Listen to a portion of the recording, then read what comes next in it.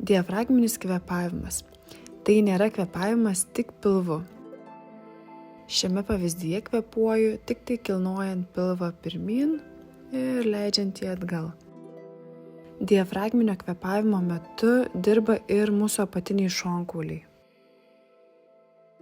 Įkvėpimo metu mūsų pilvas plečiasi į visas puses. Galime įsivaizduoti, kad mūsų korpusas yra cilindras ir įkvėpimo metu jisai plečiasi ir į priekį, ir į šonus, ir šiek tiek ir atgal. Žinoma, įkvėpimo metu daugiausiai judės pilvas į priekį, bet nepamirštame plėsti šonkaulius ir į šalis.